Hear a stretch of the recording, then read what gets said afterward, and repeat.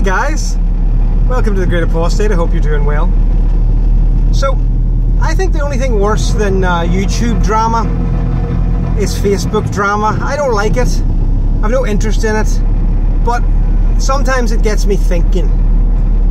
And nothing good comes from me thinking. So let me tell you about something that happened to me recently, okay? And it got me thinking about the EXJWs. I think that we're a weird bunch. I've said this many times before. And I actually said it in a video, and one of the first replies was, "How dare you call me weird?" And then I was like, "Oh, I'm really sorry for calling you weird." And then the reply was, "You're orchestrating a bullying campaign against me."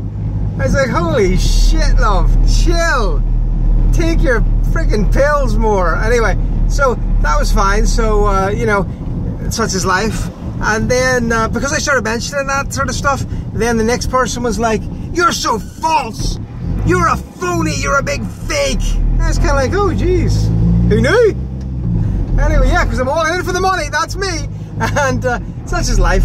And this happened recently on Facebook, and it saddened me a little bit, because I actually met this person recently at London, and it was kind of a dampener on me. And, you know, I take my licks when I must, because I'm not the most standoffish person when it comes to having opinions. You know, if I have an opinion, I'm going to tell you, and if I'm going to disagree with you, I'm going to tell you. And there's a reason for this, though, and it's really simple. It's because as witnesses, we're very bad at it. First of all, we don't like to disagree. We're told what to say and what to do and what to think and how to feel and act, and we don't like to do all those things.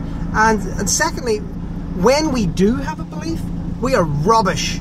We're absolutely rubbish at deciding whether or not it's real, whether or not it's accurate. How do I know this? Because everyone, almost everyone watching this video was in a cult, including me. We're rubbish at this stuff. And so I've always said to myself, I made rules. I did a video recently called How to Think, which is very arrogant, as if to suggest that I know how to think. But, you know, sometimes I do. And one of the things I think about thinking is very important is you have to get it into your head that not everything is a personal argument about you. It doesn't, you know, because I say, hey, listen, that argument's stupid, I'm not saying you're stupid. And even if I say you're stupid, maybe you deserve it. Maybe I deserve it too. That's the whole point. So anyway, this happened on Facebook recently, and somebody had posted something along the lines of, it was a sort of a left-wing meme they'd seen, and it was one of those things which says, you know, I believe that children are the future, teach them well, and join the Communist Party. It's like you start off with a whole bunch of things that are obviously true, alright? And then you just add in this case you started off with things which are obviously controversial, and then you add in stuff which is, you know, okay. But then you finish it with a deal breaker. And the deal breaker is, and if you disagree with any of this, fuck you, alright? Now, I happen to have a problem with that. My problem is that you can disagree with almost anything and generally have a good reason to do so. The only time I've actually on Facebook said fuck you to a person that I'm aware of was when that person said that they thought it was okay to kill white children in South Africa because of the crimes of their ancestors. And I thought to myself, well, listen, I don't see that there's a common ground you and I can reach on this issue. So I'm going to just politely say fuck you, and we'll move on. So anyway, but that wasn't the case here. It was basically the issue of people should get free tampons, and everything else should be free, and stuff should be free because free. And that was the argument. So I came back with a post which was basically a sort of a polite parody of that, which said, this is economically illiterate, it's also incredibly rude, and you're stupid. And if you feel that way, and you still agree with that, you still think that after reading this, you're still stupid.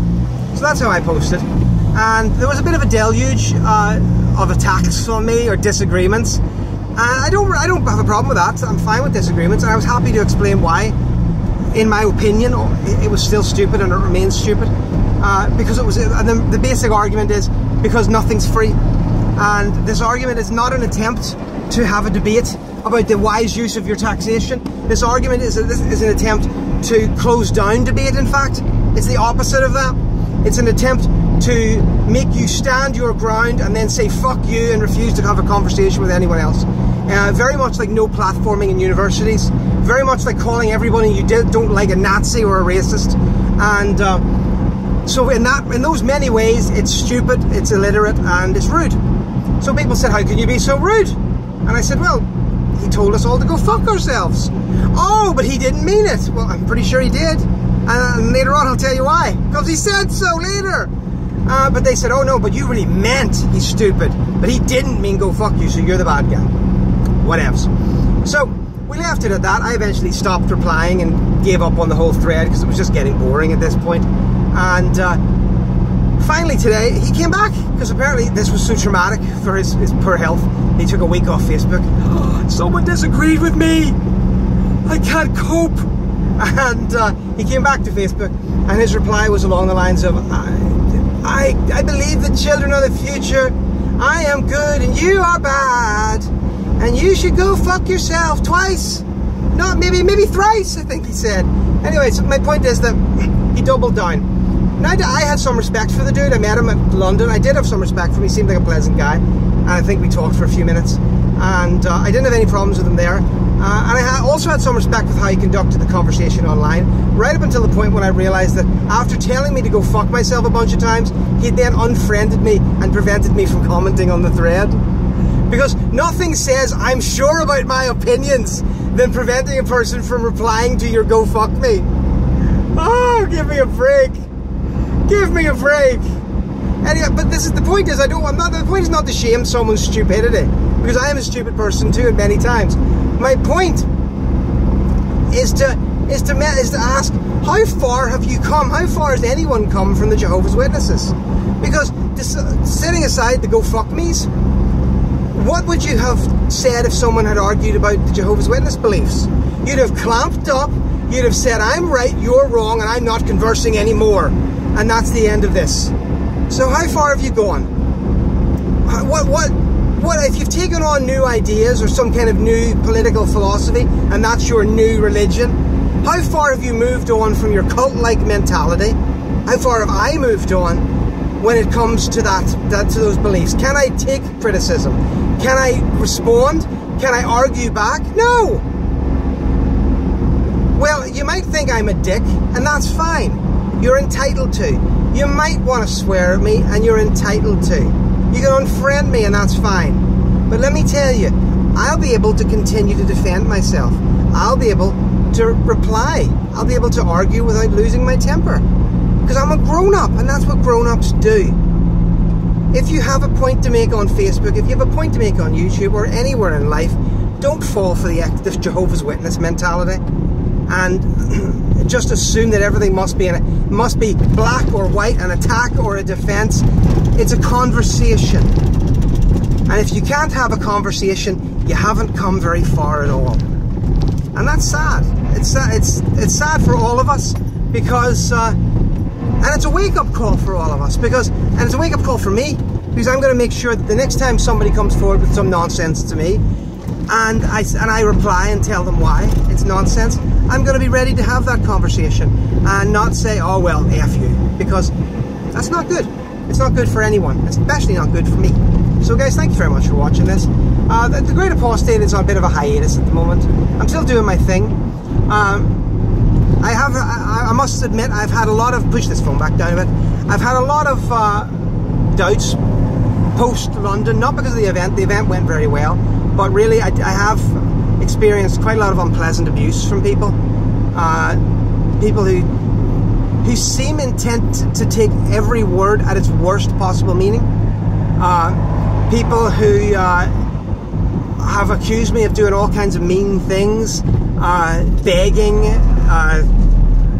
whatever. People who have accused me of lying or of not helping people, and like, I could give a crap necessarily, but you know, it weighs you down a little bit. And again, I don't do anything. I don't. Anything I've ever done or been able to do to help a person has come because usually others have helped, or at least they've helped too. So there's very little, as you know, that it's been me, just me. And it really, no, so it does, it stings when people when people are looking out for the worst, because I don't look out for the worst. You know, all I thought when I saw that meme being posted was, hey, this guy didn't read that correctly, because what he's saying here is not an attempt to change people's minds. It's an attempt to close people's minds. It's an attempt to damage dialogue and not create it, and he should know that. But no, you know, and it's sad, and it makes you, it upsets you. Happened recently as well when someone posted a fake picture of refugees at the US border, and I posted out that it was a fake picture, and their reply wasn't, wow, thanks for that, which I've literally done when it's happened to me. It was, you don't even live in my country, why are you involved?